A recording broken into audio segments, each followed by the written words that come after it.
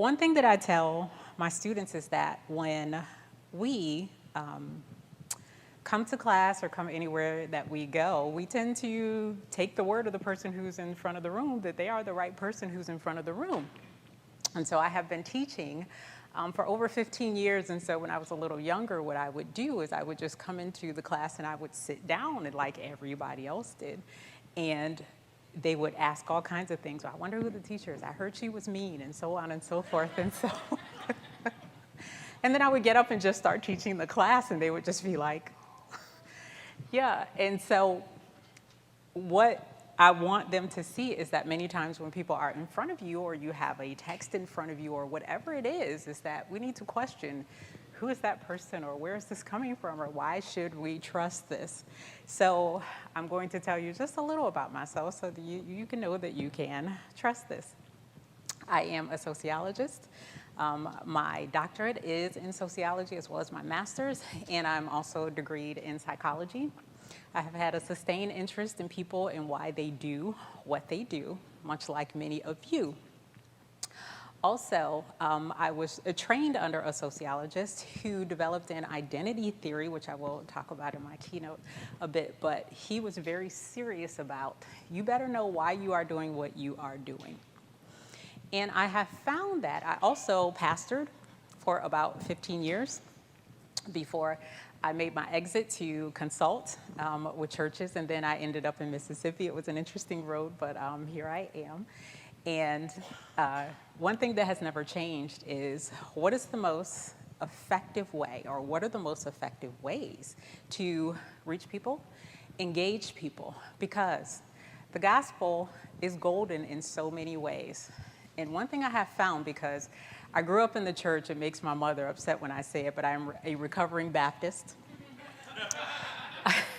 And I was married for 26 years to a man who was an apostolic, so you can imagine that was a really, really good mix. And we pastored a Free Methodist church, so what fun, right? And so one thing I have found in my experience is that people who have been in the church all their lives have this special talent to make the gospel really alive or to make it the most boring thing we have ever experienced in our lives. And so what we want to do is that we want to be sure that we are understanding not just the gospel, but the people with whom we are interacting, the people with whom we are sharing this word that is so important and so precious. We want to know how to handle it well. And part of how we learn how to handle it well is learning about people. And so when Kathy called and asked if I would do this presentation, she said, let me just make it clear that it needs to be practical. No problem, right? Because anytime that we learn something new, we ought to have practical ways to apply it. It's one thing to take in information. It's another thing to be able to apply it in a practical way. So that is what we are doing today. All right, everybody good with that? All right. So I think that, if I can address the back of the room, all right, so we're having some issue with, okay, so we'll just go the way of you, all right, doing this for me. We can work with that, right? So why did I call this truth and not facts? So I'm giving you information that you can use, right? So if you can.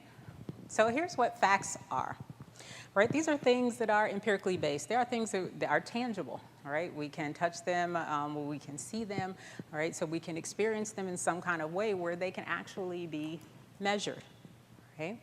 I was recently in a meeting with the vice president at one of the vice presidents at Rusk College in Holly Springs, Mississippi, and I was in a meeting this week with the executive team, and we were talking about some assessment that we received, and one of the anonymous assessors said, "I believe that," and went on to make their statement. And so the president said, "Well, Dr. Daniels, what are we going to do with that?" And I said, "Nothing." They just said they believe. You know, we don't have to address that in our documents because they just said that they believe that. And I said, we could believe anything. You can believe that peanut butter and jelly is better than a ham sandwich. I said, you can believe that God exists. And it got so quiet in the room because I forgot for a minute that we were actually at a United Methodist affiliated institution. It just got so quiet in the room. And so one of the other VPs said, well, you can say what you want, but he's coming back. And I was like, hold on a second. Hold on a second. My point is that when we are looking at things that are empirically observable, that is what we call a fact. And so what I said did not mean that God did not exist and that at some point you will not see God. But when we are talking about facts, we're talking about things that we can observe. What that does not mean, and what science does not mean, is that just because we cannot empirically demonstrate it, that does not mean that it does not exist, right? So that is helpful to us, but it's only helpful to us so far because when we look at truths, truths are also observable. They're also mutable with resistance. So we can change truths, but there's some resistance that goes into that. Truths reside in our perspectives and our beliefs. So for many of us, our truths are our highest form of reality. So for example, I am the mother of 5 boys. Well, they're all men now. And so many of them got hurt a lot, one in particular, okay? And so when they would come in the house and they'd be bleeding, okay, so because we had a phrase, if it's not burning or bleeding, all right, you're gonna be okay. So when they did come in bleeding, and 2 things were happening. Fact, you're bleeding, yes? But my son's truth is that it hurts. And so when we concentrate on truths and not just facts, it allows us to capture the reality of the human experience. And so this is the reason why we are calling these truths, all right, and not just simply facts. Also, we have found that people generally don't care much about facts, all right? What they care about are their truths, okay? Right, next slide, please. So, one of these truths, so you all are familiar with this term, all right, so I studied Latin in high school and college, and I love it, right, still. Okay, so cogito ergo sum. We know what that means, right? I think, therefore I am, okay? When it comes to the human experience and how we understand people, here's what we tend to think. I am, therefore I know. And therefore, because I know, next slide, I am a person, and therefore I know people. The assumption is that because we are people, we know how people work because we are one. Yes? However, next slide. Do you though? Do you really? Do we really know people? Right? And so we all have had an experience where we thought we knew someone, or the person we loved the most or is closest to us. I thought I knew you, and they surprise us, sometimes in very wonderful ways, sometimes in not so good ways. Right? So we are constantly learning what it means to be a person, particularly in connection to other people. Right?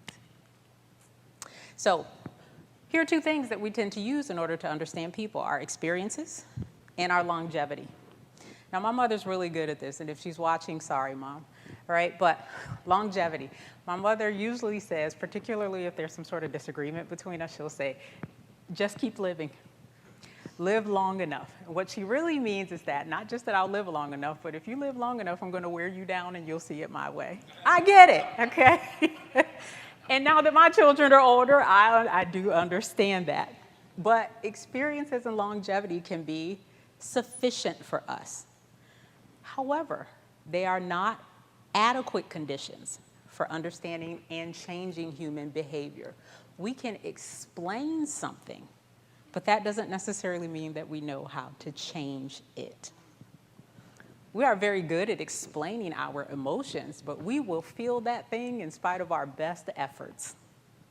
And changing that can be really hard. I know that exercise will make a difference, but am I going to change my habits? Well, it won't be this weekend, right? But change can be difficult. And so here's what we are going to focus on today. Some truths about human behavior, but also I'm going to give you some tools to be able to change it, because wherever you are and wherever you sit in this system that we call, right, the Free Methodist, okay, or wherever you are outside of the Free Methodist, in some way you are tasked with changing someone or something at some point. Yes? Even if it's you, right? Not my favorite, but here we are. Truth 1. We're mainly social and barely individual. We are mainly social and barely individual.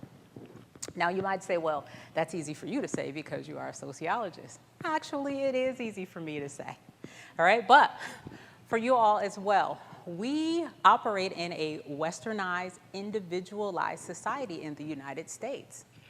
And so we tend to look at human behavior, human experiences, and human choices through a very individualized lens.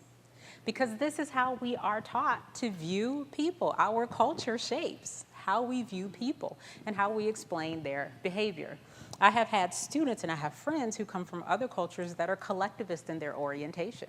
And they understand that the choices that they make, the impressions that they give, the perceptions of them, that it is bound up in other people, right? It's bound up in their family. I have had students who wouldn't even think of marrying someone that their parents don't like, right?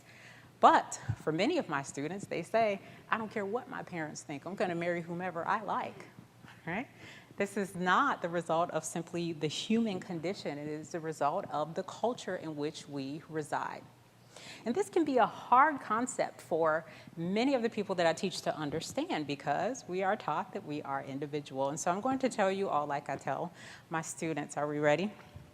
I feel like I should have on my Mr. Rogers sweater so it just goes down a little easier. All right, so I know that your people love you, all right? I know that your significant other thinks you're wonderful. I know that your kids think you're the greatest thing ever, right? But in the larger context, you are not that special. You're not that special. None of us are. We tend to do what other people do. We tend to imitate what we see without question, and we tend to follow the crowd.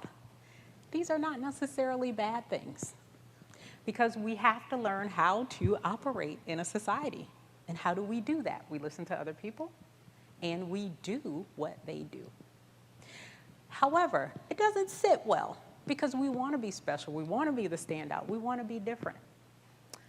But think about, and then I ask this question, do you really want to be 100% responsible for every single choice you make for the rest of your life, you and you alone? Do you really want that? Probably not. Probably not. And so when we think about our collectivity, it actually becomes a positive thing. Have you ever had a moment where you disclose something to someone and they say, yeah, me too? And you feel so much better because you're not the only one. Or if we are treating someone in some capacity, spiritual, mental, physical, you want to be dealing with people who have seen this thing before in other people. It matters. And so we are mainly social. There is not one thing you can think about yourself that is not connected to something social. Even the thoughts you think in your head. Sure.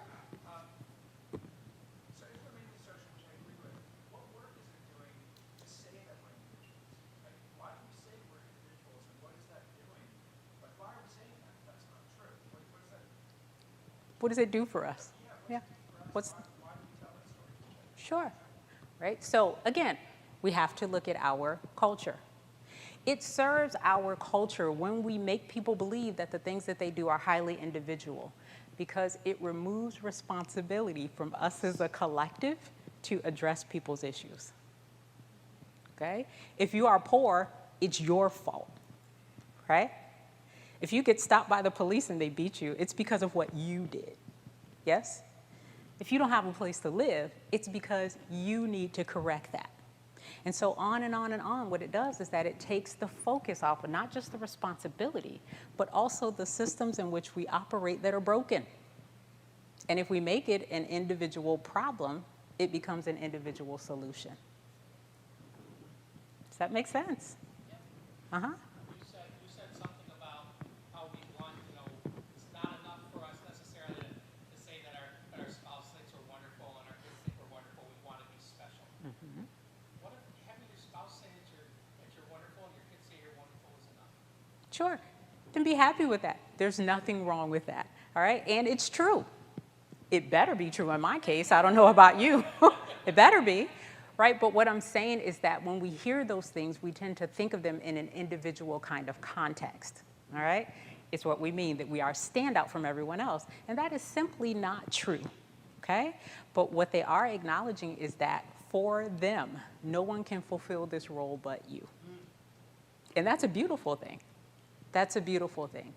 But also when we realize in the larger context that there are people, right, who could step into our shoes, that there are people who could do the things that we do. First, we want to acknowledge that because we don't want to miss our chance to do the things that we could do and should do.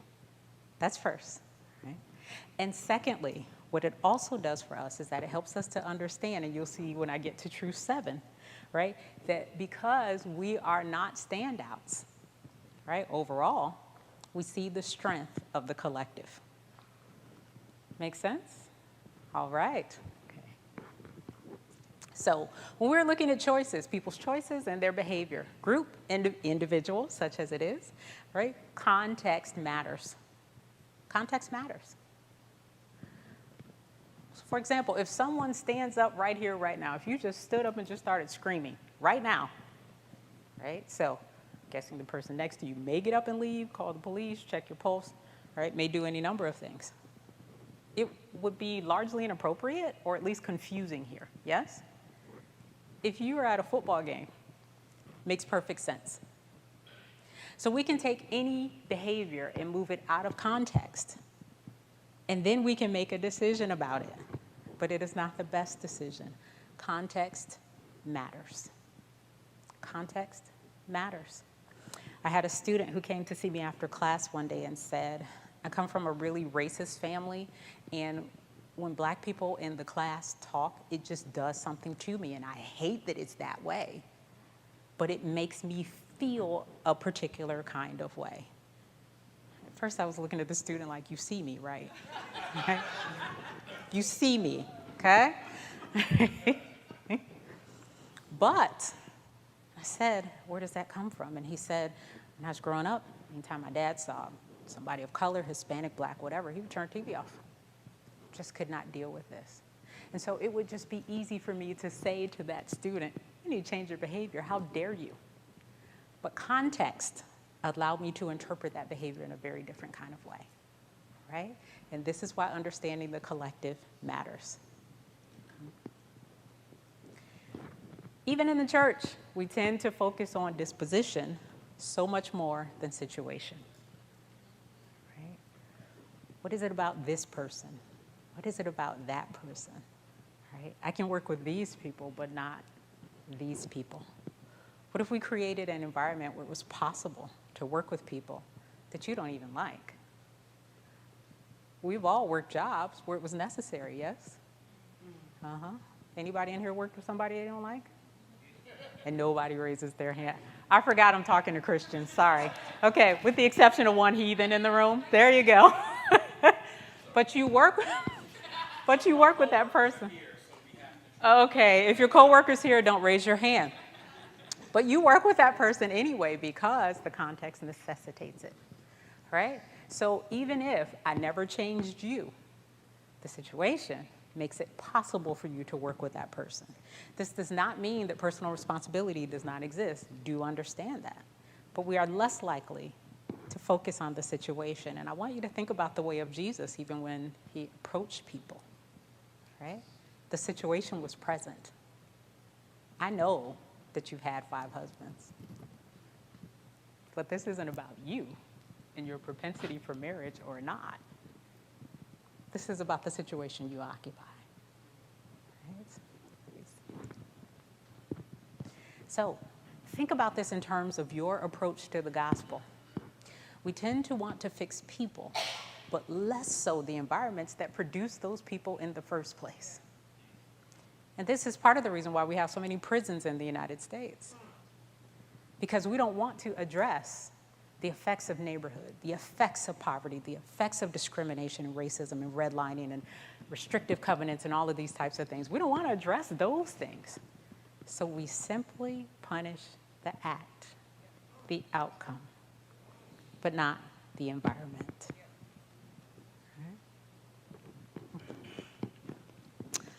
Right. Sure. Uh-huh.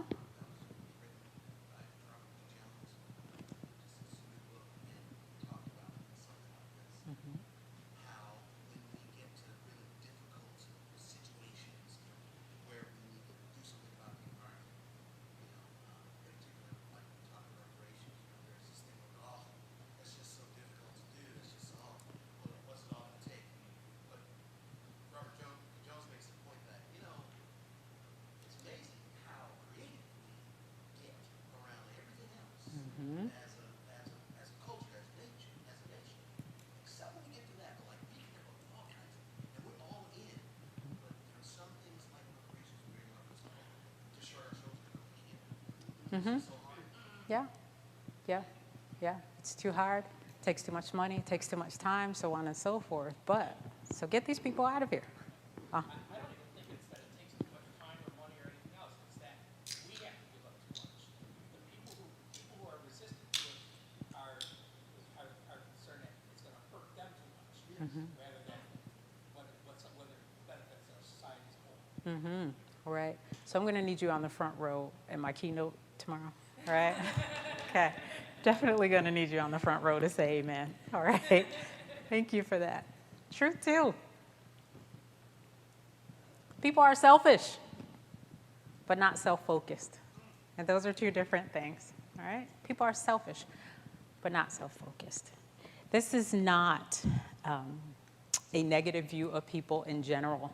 Right? This is not a you were born in sin and shapen in iniquity and you're a terrible, horrible person type idea. When I say selfish, I mean that people will grab for whatever gives them comfort, whatever gives them peace, whatever gives them stability. I used to live across the street when I was young from a retired pediatric nurse. And she had worked with babies for over 40 years. And she said, have you ever noticed that with a baby, how angry they look when they cry, even an infant? And she said, I believe that that's why God made babies small, because when they cry, or they're hungry or tired or wet, they would rip your face off if they had the strength to do so. She said, think about how they ball up their fists and their faces get all scrunched up. And I thought about that, and I never forgot that.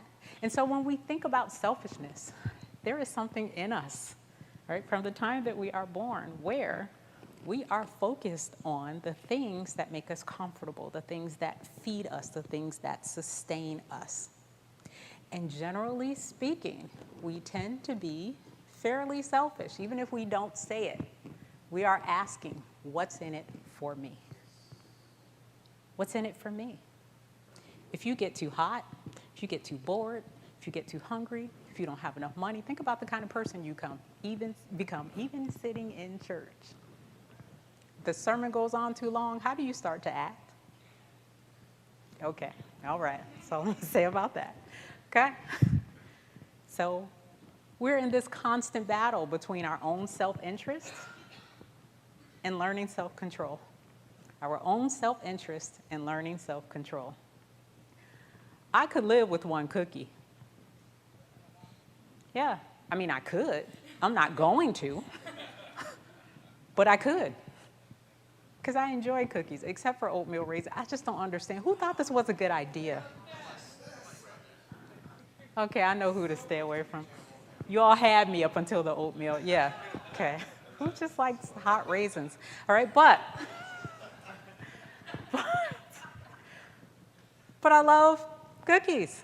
Self-interest. Self-control says something very different. And this is a fight that we will fight until we die. Every single one of us. There is something or a number of things in your lives where you have to fight for self-control, where that thing is concerned, right? It is a constant battle for us, okay? And it shifts over time. This is the reality of being a human being. Doesn't make you a bad person. We all have things, right? Because of this and this instinct that we are born with to be sure that we have the things that we need, if you get hungry enough, you all have seen people who will do almost anything to feed their families or to feed themselves. We still operate in this survival mode even when it's not necessary to do so. So what we have as babies, the crying reflex, all right, to indicate I'm hungry, I need something. As we grow, it changes, but it is still there. And so for many of us, we still operate in this survival mode, and it comes out in any number of ways. I work with someone who grew up in a situation where there was not much money, and they handle money at our job. And they are so stingy with things. And I'm thinking, this is not your money. Relax. All right? But that survival mode is still there. Okay? And so when we are looking at groups of people who are not like us, our survival mode kicks in. We tend to see them as a danger even when they are not. Everybody with me? Yes. Okay. All right. So how do we sort of attenuate this selfishness? Usually doesn't come from us. Usually comes from other places. So you all have learned a set of morals, what it's good for you to do. Yeah? A social conscience, meaning you think about other people. How many of you have siblings? How many of you were told at least once, don't hit them, that's your brother, that's your sister. Don't do that. I know it's true, all right? The highest rates of domestic violence are between siblings. You all know this, yes? Okay, all right. We have such good people in the room. We're gonna have to talk to the people who didn't do these sorts of things. So you develop a social conscience. What is self? So we talked about selfish, but what is self-focused? Yeah, I'm gonna tell you in just a minute. I got you. See, I'm gonna love having you in the room. I can already see it. All right? And also laws. Laws are not designed, right, out of our goodness. They are designed out of the assumption that we are not good. You have to be told to not steal or something bad is going to happen. Sorry, I just had a moment. I was just thinking about I have to be told to not drive fast, but never mind. All right, so these three things, among other things, are designed to attenuate the selfishness that comes with being human in a culture, particularly if you are grasping for resources. Okay?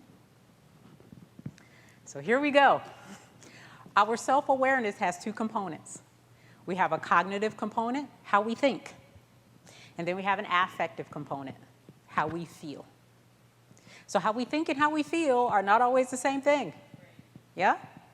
Okay. I need to go to work and that makes sense. I don't feel like it. Right? Okay. So our cognitive component, I remember my children would bring home pictures almost every day. Yeah. Cognitively, this is my kid. This is a good thing. You're looking at that. You're making all the noises. This is wonderful, so on and so forth. But how do you feel about this picture? Yeah, it's not going to win any awards. Right? Cognitive and affective. These two can match up, but many times they don't. Right? And by the way, this is what love is that you choose it even when you don't feel like it. Okay. Self-awareness is often unpleasant for us. We engage in lots of mechanisms and use lots of tools, right, to keep us from being totally self-aware.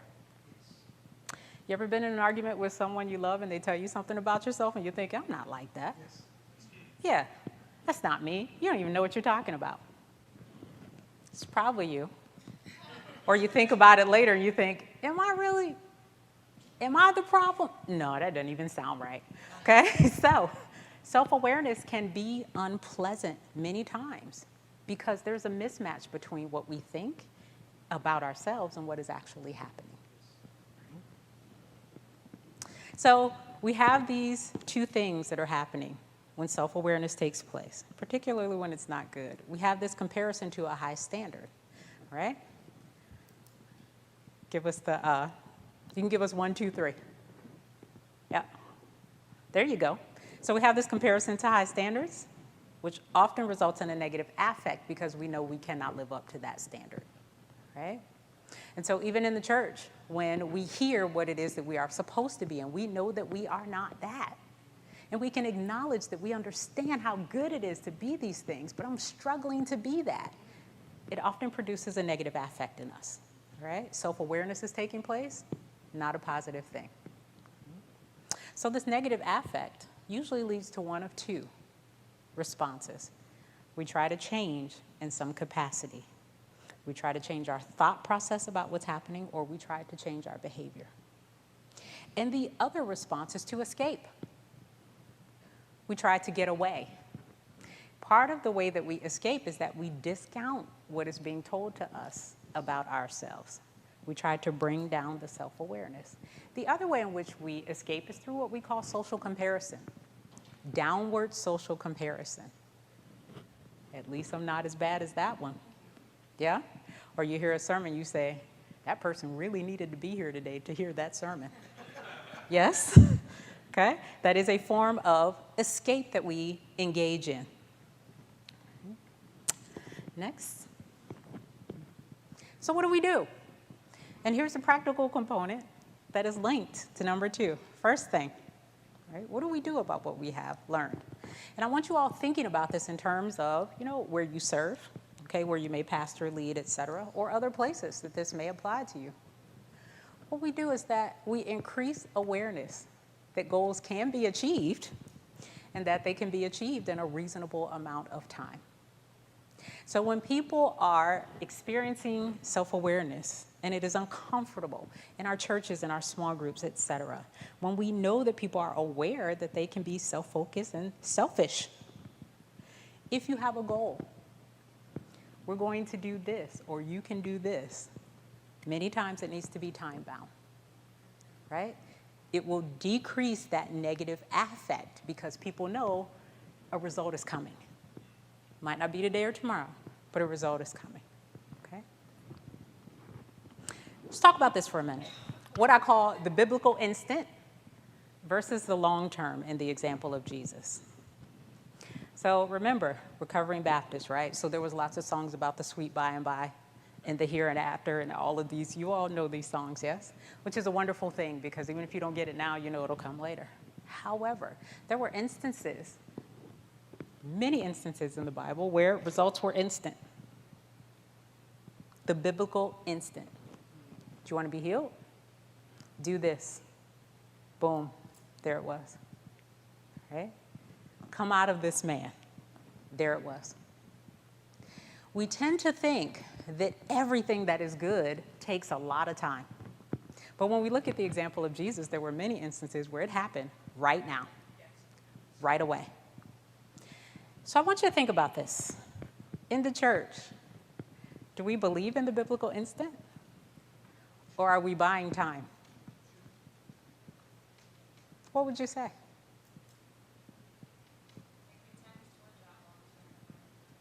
Mm-hmm. Right? What does that do for us if we tend towards the long term?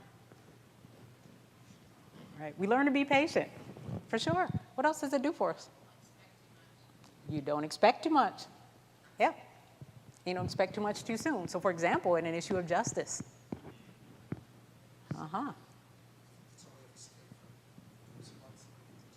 That's right. Okay? Martin Luther King talked about this in the letter from the Birmingham jail, did he not?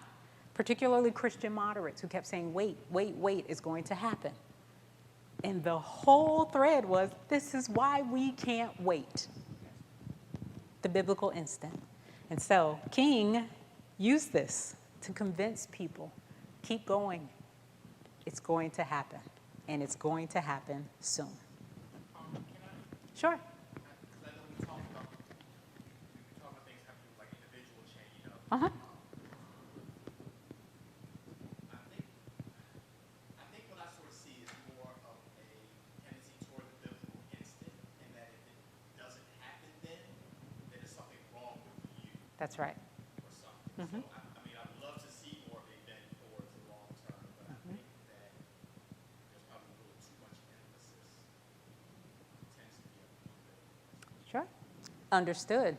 Here's the difference, is that we expect that individually. If Kathy's working towards justice and everybody over here is not, of course it's going to take longer. But what if we added everybody? Right? I thought I heard your voice. Did I hear your voice? Okay, all right. Maybe I'm just imagining things. Okay, so, right. Make people aware of progress. Make people aware of progress. So if we say we are working towards justice first, what does that look like? What does that mean?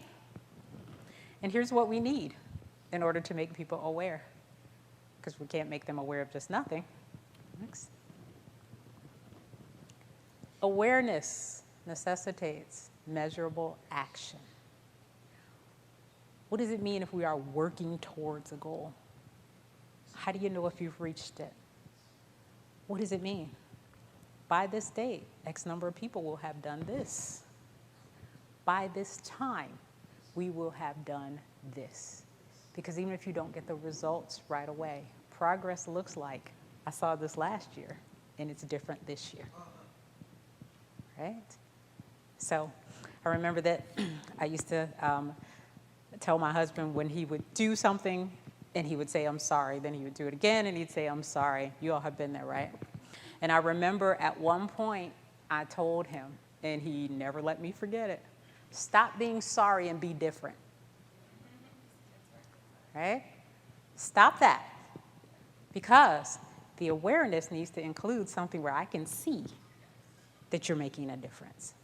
And people will trust you. The people you want in your churches, the people who are not there yet, the people who may look at you as racist or dangerous or untrustworthy, they need to see something that lets them know that progress is happening. Right? Let's see, reframe negative affect. When we experience something that makes us feel bad, how we look at that feeling makes a difference in what we do with it. So for example, when my students come to me and they have an issue, homework, whatever it is, and they say, I just don't feel good about this, and they don't want to talk about it anymore, and I say, sit with it. When something is bothering you, pay attention to that. It's a sign. It's a signal. It's a direction. So when we are not feeling positively about something, we need to reframe that. Perhaps it's not something to run away from. Perhaps it's a direction that you are being steered in. Right? So if people are coming to you saying, I don't like that we're talking about this in the church, it really isn't an issue of preference, it's an issue of feeling. Let's talk about that feeling. Let's talk about what it really means. Let's talk about what we can do with it, as opposed to don't feel that way. Make sense? All right. Truth 3. Well, as a person thinks, so they are. Y'all have heard this, right? As a man thinks in his heart, so is he. Well, yes, no, but yes. All right? So I'm from Ohio, and when people ask you to do something, there's sort of a colloquialism we have. We say, yeah, no. Yeah, no. All right? And so, okay? And so what that means is they'll probably do it. And then if we say no, yeah, but no, that really means no. Okay? And some of you all get that. All right. Okay? So when it comes to this, as a person thinks, so they are. Yes, but no, but yes. And I'll show you what I mean. And by the way, this comic at the bottom shows someone who is looking at a mirror that shows who they really are. And then next to him is a mirror that shows this is what you want to see. And you see which mirrors are? Yeah, sold out. Okay, so who are we? I asked you who you were. You give me a list of things that would tell me who you are connected to, so on and so forth. Yes? Yes. Right. So all the beliefs you have about who you are what we call your self-concept. Everybody with me? Okay, this is your self-concept. Oh my goodness. All right, next. Okay, so the self-concept has 3 things. First is your self-image. This is how you view yourself. Okay? This is what you think about you. Everybody got it? Second thing. This is your ideal self, who you want to be, the best parts of who you are, all right? Your ideal self. Your ideal self is the part that usually goes on your resume, okay? And then your self-esteem. This is how highly we regard ourselves. Now, let me make it clear that when it comes to self-esteem, it's not just a core concept. In some areas, you can feel really good about yourself, and others, not so much. In some, you could be sort of, on a scale somewhere. Okay, so these 3 things make up our self-concept. So as a person thinks, so they are. As you can see, all right, the self is more than just what we think about ourselves. And I will show you how. Right? Next. Because yourself does not come from you. Every single thing that you believe yourself to be comes from something outside of you.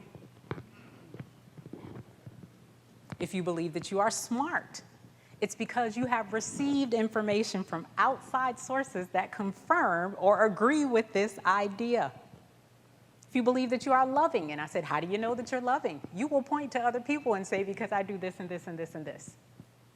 Right? It's not something when it comes to the self that we make it up in our heads. And how do you know this? Because when people make up things in their heads about who they are and nothing else around them confirms that, we call that mental illness. Do we not? Yeah.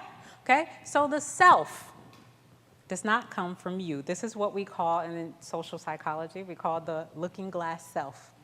Everything that you are is a reflected appraisal of the people or the groups around you that say, yes, you are this thing, or no, you are not. Right? So for example, I could pretend to be a doctor, but I probably shouldn't. I mean, a medical doctor, right? Yeah, not a good idea. Okay. Your self-concept is largely constant over time, tends to be resistant to change. We can see this in any number of ways. It's not because you're stubborn, it's because you've internalized it. Everybody got that? My mother has been retired for years as a teacher, but she will still call me to see if I have a coat on if it's cold outside. All right? Or she'll tell me about something on the news and begin to teach me about it. And I'm like, Mom, you realize I've been doing this for years, okay? So this just goes along with being a teacher. And for all of you, whatever it is that you are doing bleeds into other things that you do. Any pastor in here ever turn a moment into a sermon? Even when nobody asked you? Okay, you get the idea, all right? So our self-concept, the more firmly it is embedded in us, the more resistant it is to change. Got it? And so when you are dealing with people where you are labeling them in ways that doesn't align with their self-concept, they are resistant to that label, even if it may be true. Does that make sense? Okay. So what would the self-concept have to do with what kind of believers that we are? How does your self-concept influence the kind of believer that you are? Anyone. So for example, if you tend to look at yourself as countercultural and radical, would that affect how you live out your faith? You best believe it. You best believe it. If you enjoy comfort and peace, right? I am a peaceful person. You're more likely to live out your faith that way, even if you are called to do something else. Does that make sense? Yes. Okay. Right. I'm sorry you have to do so much work back there. Thank you, Daniel. I appreciate you. Okay. So here's what we tend to believe. We change how we think. Our actions will reflect our self-concept. Or if we change what we do, we'll have a change in what's inside. Isn't that what you all are taught? You got to think yourself into, yeah, or you got to act. Okay? Fake it until you make it. Y'all have heard these things, yes? Okay. All right. If only the self-concept were so straightforward. So here's where the yes, but no, but yes comes in. Everybody got it? So it's not as straightforward as we think, so we are. There's more to the picture. Next. So when do people change enough to change their self-concept? Particularly when it is necessary in order to do the work that is before us. What do? Go. So first, know that thinking and behavior and actions and thinking don't work. There's another part to that. What happened here? All right. They don't work independently. They don't work independently. They must work in a synthesizing process, all right, and in a synergizing process, meaning they overlap and they feed each other. Everybody got that? Both of those things must be in effect. And so therefore, as you are telling people we need to go out and work with this group of people, you are also equipping them to change their thinking. Everybody got it? But what we tend to do is that we do things like this, where we change people's thinking, and then we lead these sessions, and boy, I really hope they change. And it's not enough. We have to marry behavior to the thinking again and again and again. And think about the way of Jesus. This is the idea. This is the concept. This is the truth. Now go do it. And then they would come back. How'd you do? This is the idea. This is the concept. Go do it. Again and again and again. Because someday I'm not going to be here. So I need you thinking right and I need you behaving right, because that's when it becomes who you are. Right. So if you want to alter your self-concept, you need to change your social circle. Sorry. Sorry. Because what we tend to do is surround ourselves with people who will confirm and affirm who we already are. I tell my students, you find comfort with the people who are like you, but you find your growth with the people who are not. Right? So you change your social circle, because remember the looking glass self. The self comes from without, and we internalize. So if you have people who are confirming who you are right now, but you need to change that who you are thing, you need to change your circle. And part of that goes along with being around people you might not necessarily have interacted with before. One of the ways in which we measure levels of prejudice in people is we ask them, when was the last time you had someone in your home who? When was the last time you ate with? How many friends can you say you have who? But the interesting thing about that last one is that, particularly among whites, when they say, yeah, I have the black friend, right, or I have the Asian friend, and then the researchers ask the Asian or the black, they say, no, we're not friends, right? Because they haven't had the experience of being invited into the home, spending time with the children, so on and so forth, all right? So in the minds of those who say, I am a friendly and good person, you ask the people they're interacting with, and they're like, yeah, no. Okay, here's where Ohio comes in, okay? Right. So please keep this in mind. Everything that is inside of you is tied to interpersonal relations. You want to change something on the inside? Get with people. And this is why, if you want to lose weight, do it in a group. This is why Weight Watchers is so successful. This is why AA is so successful compared to other methods. It's about the interpersonal relations that change this. And inform and persuade others that change has occurred in you. It goes along really well with B, but it also increases the possibility that you will actually do it. Change has happened. And when you look particularly at B and C, you can see this is the way of Jesus. Right? Inner processes, interpersonal relations. You can't be a believer in a vacuum. The proof of who you are is what you do with other people. And C is witnessing in a nutshell. You're informing and persuading, are you not? They need to see it to be convinced. Not always easy to do, right? Okay, true 4. Your faith makes you more convinced, but not necessarily more persuasive. We can believe something strongly, and we think because we believe it so strongly that we are persuading other people, that we are changing other people. The strength of your belief is not tied directly to your persuasion.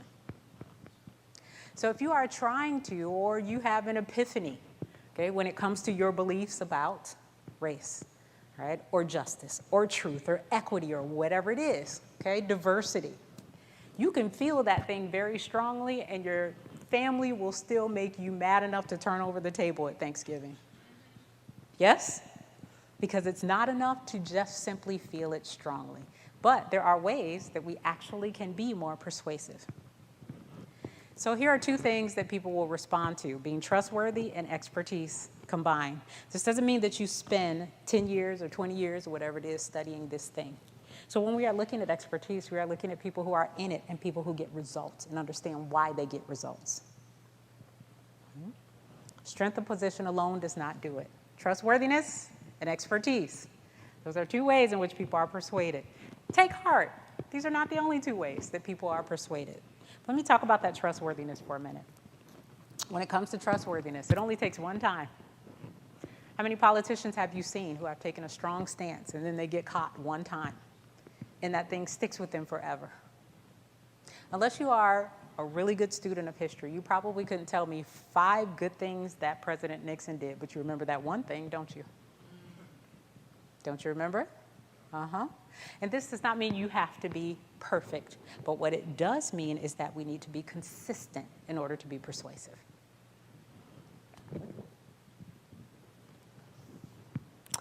This is what we call a convert communicator. Here is the other way. If you don't have expertise, but you want to be trustworthy and persuasive, stating where and how you were wrong,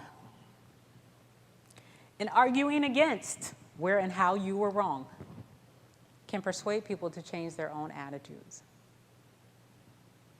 which we don't tend to want to do because we don't like being wrong.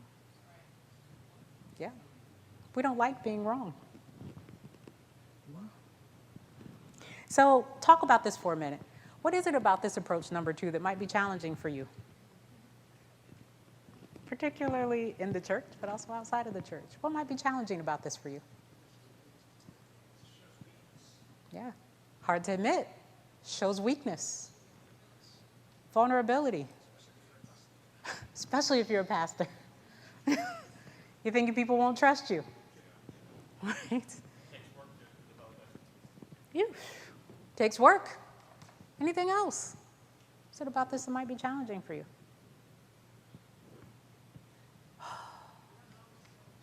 Not even close. Oh, yeah. Self-awareness. That self-awareness thing. Yeah. Number 3. Oh, yeah. You got to be wrong right now, not 10 years later. Yeah. Yeah. And I've been right for years, so don't worry about when I was wrong. Yeah. I also think that sometimes our identity is strongly tied to an ideology or in a way that makes us sort of the in-group if we believe or behave in that particular way of seeing things. To admit you're wrong also risks that the choice of not being wrong. Oh, man. Are you telling me that if you admit to being wrong in the church, you're out of the club? Wow. All right.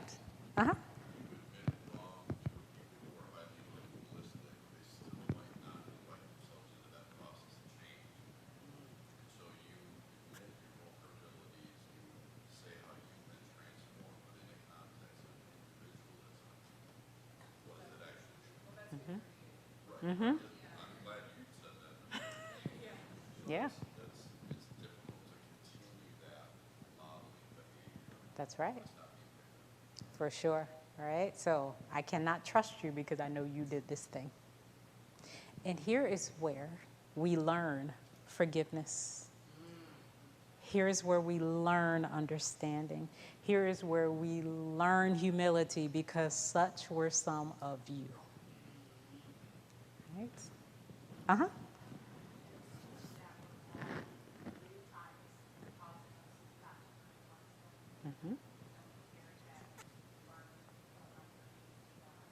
Yes, yes, the response becomes self-punishment as opposed to being an example of improvement. For sure. Next. So, people are more likely to be persuaded when they like you. And you might say, well, yeah, duh. You got to be a professor saying stuff like this? Well, yeah.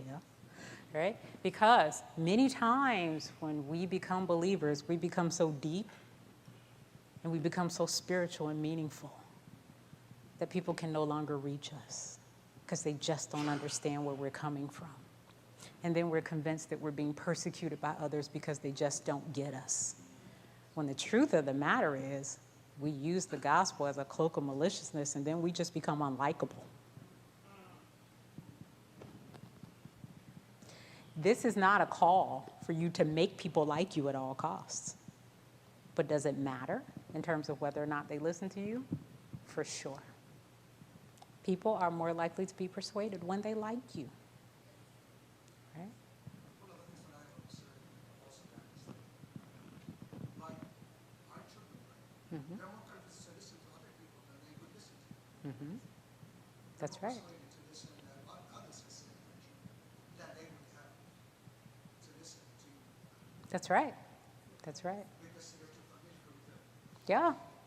Yeah, and so when I'm in the car with my youngest, and every once in a while he'll just come up with something, I'm like, where did you even think about this? I don't know. But there's something about the passenger seat in the car for some reason.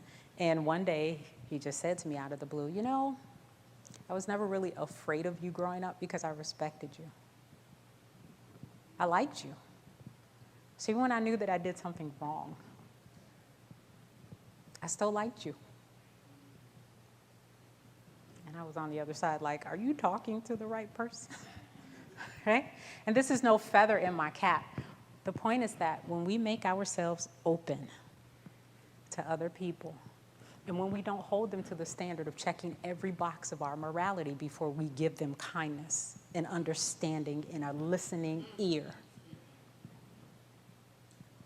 when we don't have to check those boxes in order to treat them like humans who deserve it, people are more likely to like you and they will listen to you. Why? Because that is not what the rest of the world does.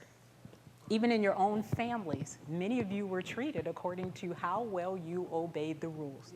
They loved you more when you obeyed the rules. They didn't talk to you or put you in your room or did any other things when you transgressed the rules. And I don't mean to open any wounds, but here is the reality of how we deal with people. I'm going to treat you better when you do what I think you should do. Here's why. People like you. Liking happens under two conditions. It's more likely to happen. First, a perception of similarity. Perception of similarity. When people believe that you have something in common, they're more likely to like you. Right? I heard someone mention the Cleveland Browns earlier, which, you know, I'm from Ohio, so I get it. Not a Browns fan, but I get it. So when you see, I don't dislike them. Sorry, I forgot. All right? I'm a Cowboys fan, so you all pray for me. All right? But you ever see a fan of your favorite team out, you're like, hey! You feel more positively towards that person. You don't even know them. Perception of similarity. Right? The more that people believe that you are like them. And here's where disclosing your weaknesses and your faults are not necessarily a bad thing. Because many times, even if people don't say it, they're thinking, me too. Me too. Perception of similarity. The other thing, here's a fun one. Perception of attractiveness. I know, can you believe it? All right. So people who find you attractive in terms of your physical appearance or your personality are more likely to like you. It's unfortunate, right? But again, these are truths that we are dealing with. This is what we call the halo effect. People who are considered physically attractive are more likely to be listened to. They're more likely to be believed. And people are more likely to think that they are intelligent and have good qualities. The halo effect. Also, people who are physically attractive make more money over the course of their lives. But part of how that effect can be attenuated is in how you interact with people, right? We get older, we get grayer, we get rounder, okay? We lose our patience with foolishness over time, which, by the way, I think that most of these things are good qualities, but that's me, okay? However, and particularly for men, sorry, let me just lean here for a minute. So men, there's really not a whole lot you can do as you get older compared to women. So as men age, all right, in terms of attractiveness, they have that effect of, because they are men and they're older, people still will see them as attractive. But much of that comes from their presence and personality, what we believe about masculinity in the United States. Everybody got me? And so physical attractiveness is not the only way that we do this. You can present yourself in such a way to where you are attractive to other people, and they're more likely to listen to your message. Is that disingenuous? Absolutely not. I become all things. It's the whole basis of spokesman for advertising. Sure, yeah, because I don't care what Brad Pitt thinks about my car, right? But there we go, and people will believe that. But Paul understood it. All things to all people, that I might win some. All right, let's move. So what do we do with this? All of these things. What do we do? First, know enough, meaning whatever you're talking about, know enough about it. And if you don't know, acknowledge that. It's fine to do that. Know enough. Show enough. Be trustworthy in what it is that you do. Not perfect, but trustworthy. Be consistent. And also, be humble enough. Be humble enough. Right? Here's one of the most potent ways that you can be attractive to other people. Any of you familiar with the term the fatal flaw? All right? So we all have something. We all have something we just can't get over. Right? Or we all have something that's a weakness It's okay with talking about it. And I don't mean something like you kick puppies, all right? It's not what I'm talking about. You don't want to share that, okay? But I'm so clumsy, you know? Or, like I told you all, I eat too many cookies, okay? So there are things about us that when we show those things, we actually become more attractive to people because we don't seem perfect. And they can relate to that. So know enough, show enough, but also be humble enough. I don't understand everything about this. My children lost their father last year, and they asked me questions, and they said, you've been a believer all your life. How does this even happen? I don't believe he's in a better place. My son told me just last week, God didn't need our father. What do I do with that? I don't know. I don't know. But I'm here for you, and I love you as you work it through. That's all I had. And sometimes that's all you can do, right? I'm not trying to be an expert on grief. Sometimes I just don't know. Know your audience. And how do you know that you know them? So we come into a church, we lead, we become part of a group. Do you take the time to get to know the people you are leading, you are working with, you are interacting with? What are their strengths? What are their weaknesses? You know, what is their level of intelligence? And when I say level of intelligence, not smarter than everyone else. What do they do and do well? What do they struggle with? Okay? How do you know that you know them? Why? Because these things matter. So when it comes to, for example, next, reception and yielding. Receptivity is whether or not people will listen to what you have to say. And yielding is whether or not they will do something about what it is that you say. People who are high in intelligence tend to be very receptive. Okay? However, they're not so yielding because they're already convinced that they're right. Right? Okay. People who are lower in intelligence, right, tend to be less receptive, but they will be more yielding in many cases. And by the way, here's where not being special is wonderful. People who are of moderate intelligence tend to be more receptive and more yielding. Right? So we always want the people who are like superstars in their fields and all these kinds of things in our churches. No, what you want, common, everyday people. That's what you want. That's what you want. Know your audience in order to persuade them, because every message is not going to work for everybody. Okay? All right. And by the way, intelligence is not a measure of worth. Let me make that clear. Okay. I think there's another, there we go. All right. So understand the norms and implicit rules of a group that you're working to persuade. Understand what this means. If you are working with a group of a particular culture, there are some norms there that you may not be aware of. I've been hearing people say all day, I was listening about immigration, and there were some things that I hadn't even thought of, didn't even consider. All right? What are the implicit rules? How do they view obedience? How do they view respect? How do they view God? Have you thought about these things? Or are you bringing your particular culture and viewpoint and saying, this, do this, this is the way of God? Is it? Is it though? Okay? Know the norms and the rules in order for it to work. Everybody with? Yeah, all right. We are hanging in there. I'm transforming my own self standing there. Okay, so if we're building a true we have to address the us versus them. All right. Building a true we means we got to look at this us versus them.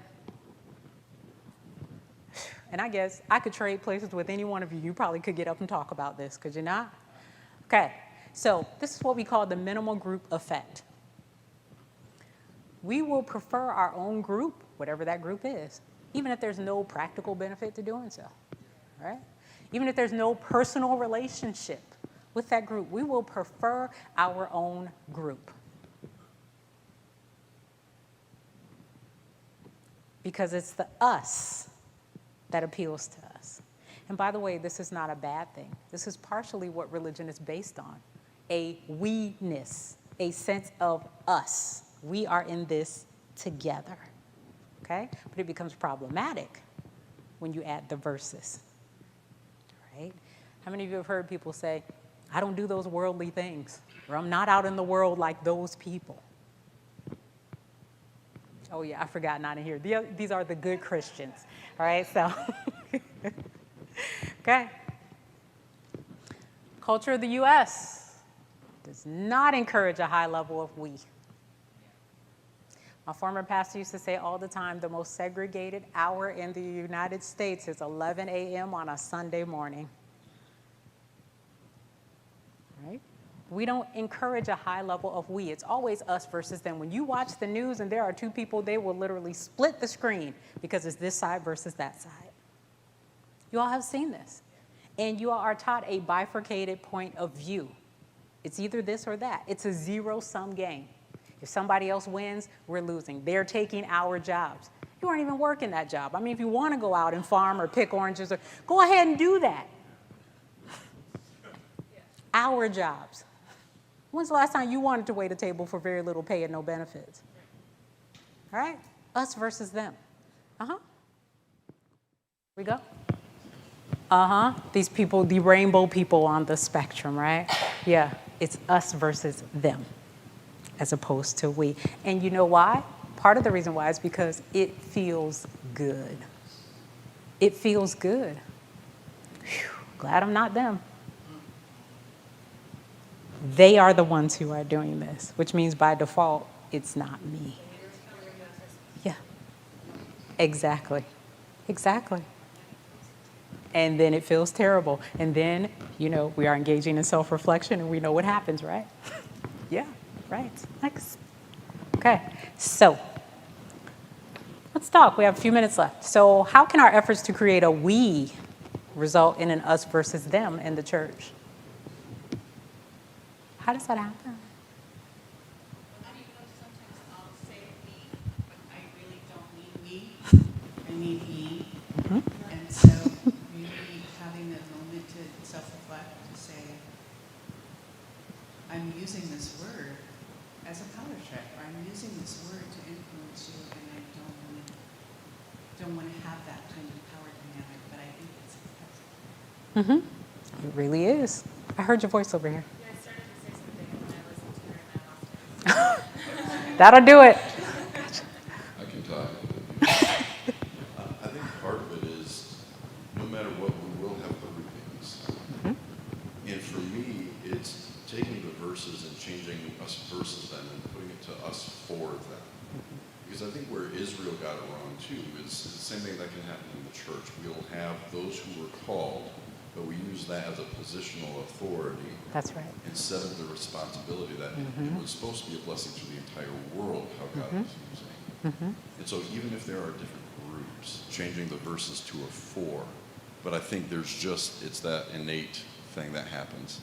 Even coming here, it's like, oh man, it's us. We feel better coming together, and we're against the churches that we're involved in. Instead of, we are here to be a gift to the church out of God's love, right? So for me, it's the us versus them has to constantly be on our radar, but I wonder if we focus on us for them. Changing that versus to a for might benefit me, hopefully all of us, all of we. Sure. Yeah, I saw hands on this side. Sorry, Kath, I just appreciate the energy. Thank you. I think, for me, what I've come to find, and I think Dr. Trailer kind of brought it up, is the political narrative. They made it feel like communism is wrong, socialism is wrong, and it has spilled over the church, forgetting that, as our sister read this morning in Acts chapter 2, they were doing things in communal. That's right. But because these days, when you talk more about communal things, people think you are spreading socialism. You are spreading communism. The church should know the difference between political beliefs and religious beliefs. We need to draw that line. Don't let your political beliefs spill into what Christ came to do. As a matter of fact, Christ was very political than anybody I've read. Absolutely. Absolutely. And I think I saw, okay, all right. Gotcha. I think this made me think of Bonhoeffer's quote that your vision of the ideal church can kill the real church, or your idealized vision of what the church should be can actually kill what the church is, or the group of people that are entrusted to your care. And so that's a tension that I feel like I'm always navigating, is I have a really high vision of what the church can be and what, perhaps it should be. But then you are with people, all of us, raised in racism, or there's, I have a lot of white people at my church. And so how do I minister to them, but also not cast them aside, because perhaps they will always be in some form or shaped by this broken systems in the U.S. All that to say, it's really hard for me sometimes to have this ideal vision of a church, but work in myself, be so broken, and work with such broken people, and then also have this high vision. So it takes a lot of hope to continue to participate in a we, and not be tempted to just, be an us versus them. Sure.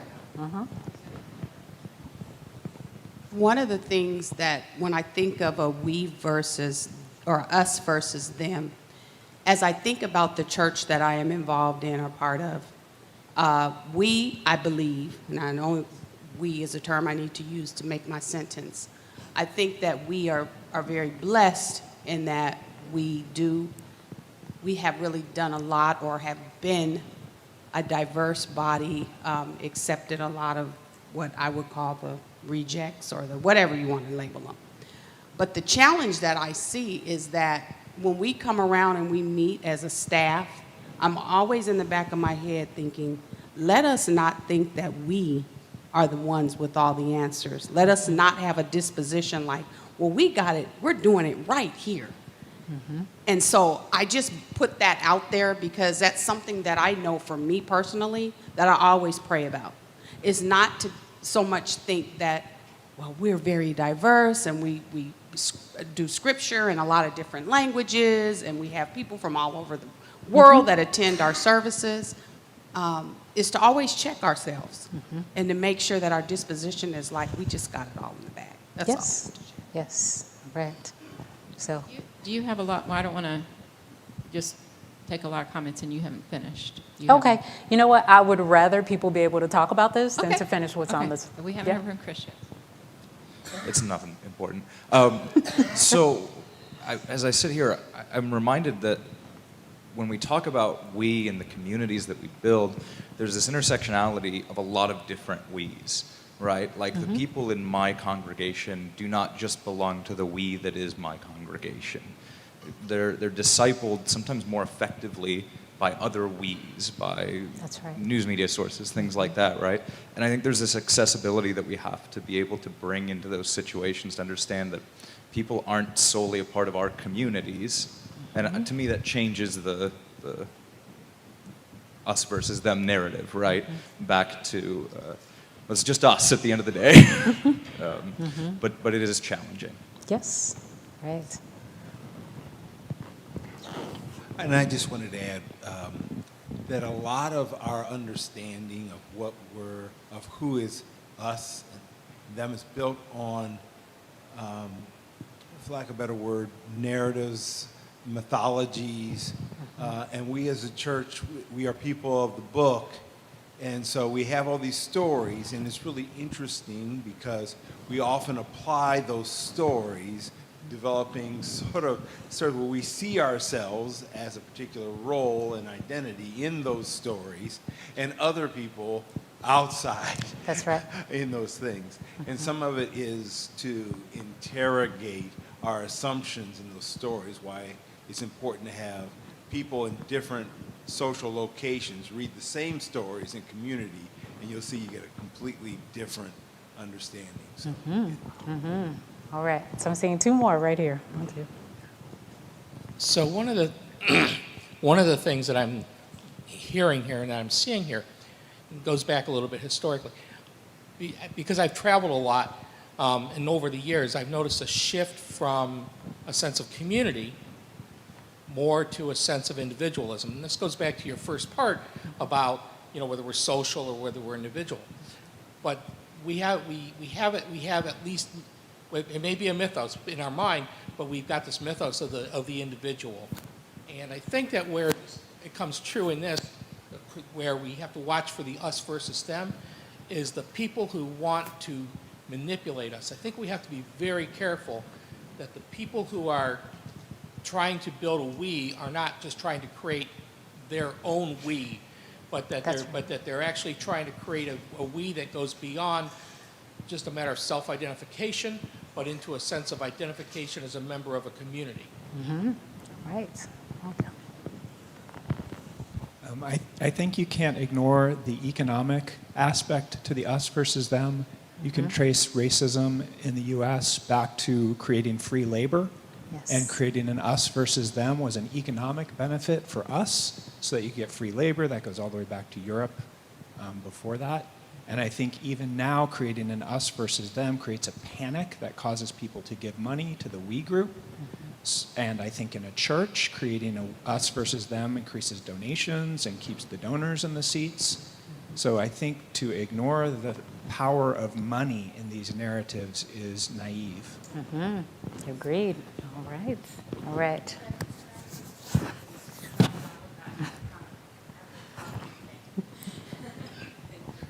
I think one of the things for, in my experience, is that us versus them is very easy when we are not in proximity to the them. And so when we are in our literal proximal spaces, we see people as human. But the further removed, the less we see humanity in them. That's right.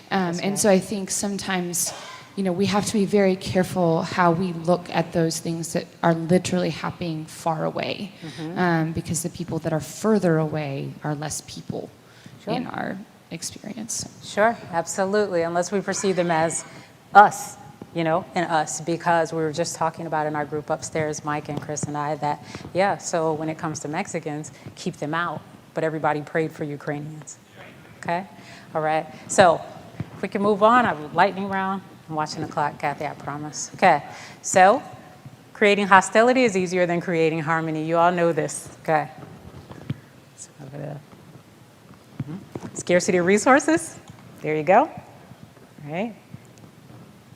The biblical notion of favor. Well, favor isn't fair, and God favors me. Right? Sort of like, if you're good, Santa will visit you. Or what about that kid who's poor and Santa does not visit? Does that mean he's a bad person? Or she's a terrible kid? So, and we have these unaddressed and baseless preconceived notions. When's the last time somebody asked you, why do you think that way about that group? Well, you know. No, I don't know. Tell me. So how do we handle this? Because I just could not leave this hanging. Right? So we increase contact with out-groups. And when we say out-groups, that means groups to which we don't belong. They are not part of our in-group. We increase contact. However, it's not just that simple. We have to increase under certain conditions. First, it has to be a pleasant context. If we're all getting together to talk about police brutality in our city, that is not a pleasant context. And that doesn't mean that we ignore those things, but we tend to only get together when there's conflict that needs to be resolved. Second, it has to be a mutually satisfying interaction. Boy, that worship service was great. I really loved the music. And I'm thinking, but this is not my kind of music, right? Or this is not my kind of food. Or nobody danced, nobody clapped, nobody said amen. Mutually satisfying interactions. And participants must have what we call peer points. This sort of contact works when people believe that the people they are interacting with are their peers. Yes? Because if I'm the person, if Kathy needs a phone and I go up to, here, Kathy, I brought a phone to you, all right? Kathy's the recipient of my good nature. Do you understand? As opposed to, we're both going to get phones. Does everybody see the difference? All right, but we tend to create this power dynamic where we are the people who are giving them something.